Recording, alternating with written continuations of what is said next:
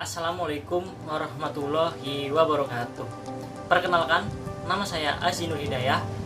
Saya adalah mahasiswa Universitas Mercu Buana, Fakultas Ekonomi dan Bisnis, jurusan Manajemen. Pada kesempatan kali ini, saya akan mempresentasikan tugas besar Bahasa Indonesia dengan tema Bahasa Indonesia dalam Pembangunan Bangsa. Bahasa Indonesia dalam Pembangunan Bangsa. Kedudukan bahasa Indonesia. Kedudukan bahasa Indonesia adalah sebagai pemersatu dalam segala hal, adat istiadat ataupun daerah asal suatu individu, serta sebagai media untuk pemahaman atas segala informasi dan pemersatu dari berbagai macam bahasa daerah untuk berkomunikasi. Bahasa Indonesia berperan penting dalam pembangunan bangsa karena bahasa Indonesia merupakan bahasa resmi kenegaraan yang berperan penting dalam memajukan pembangunan masyarakat dalam berbagai aspek kehidupan yang akhirnya mendorong kemajuan pembangunan bangsa.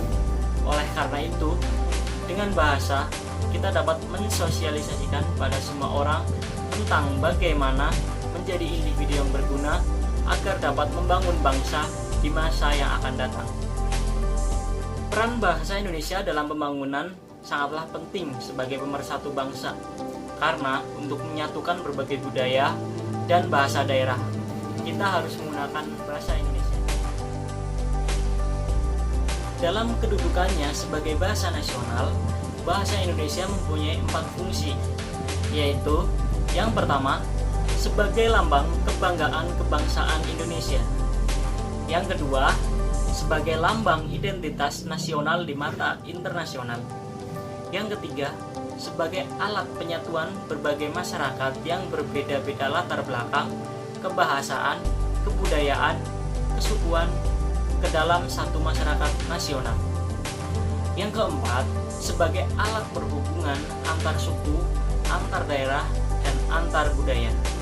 Dalam kedudukannya sebagai bahasa negara secara resmi dimulai tahun 1945, sebagai bahasa negara, bahasa Indonesia juga mempunyai 4 fungsi, yaitu yang pertama, sebagai bahasa resmi pemerintahan. Yang kedua, sebagai bahasa pengantar di dunia pendidikan.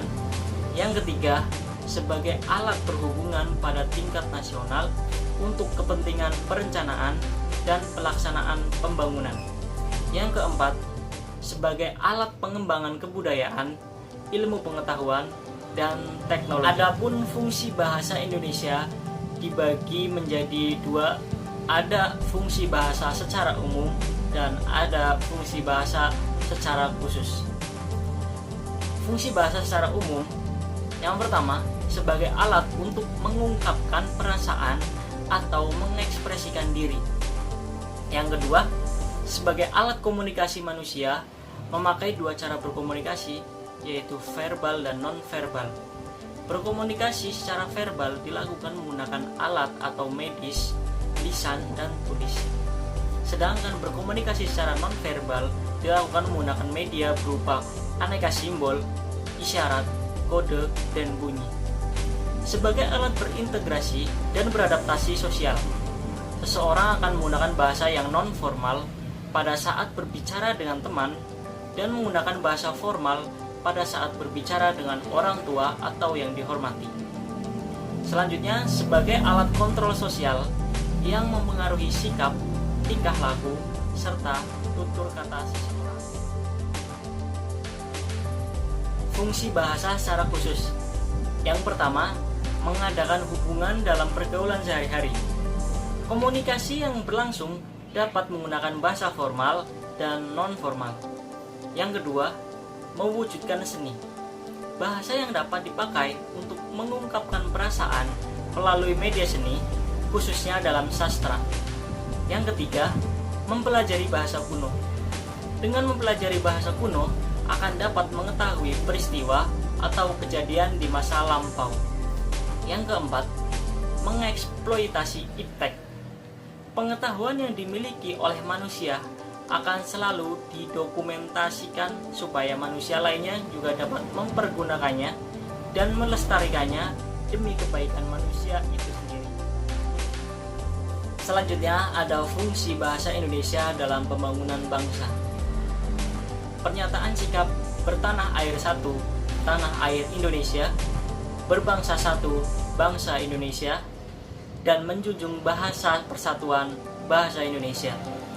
Dalam Kongres Pemuda 28 Oktober 1928 merupakan perwujudan politik bangsa Indonesia yang menempatkan bahasa Indonesia sebagai bahasa persatuan bangsa Indonesia.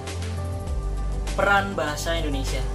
Yang pertama, sebagai wahana dan piranti untuk membangun terjadinya kelancaran pembangunan masyarakat di berbagai bidang bahasa Indonesia.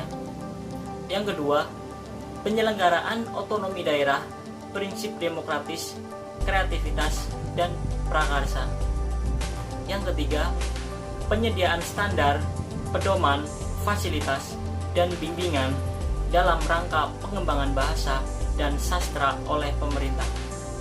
Yang keempat, Pusat Bahasa Departemen Pendidikan Nasional sebagai lembaga yang mendapat mandat dari pemerintah untuk melakukan perencanaan bahasa.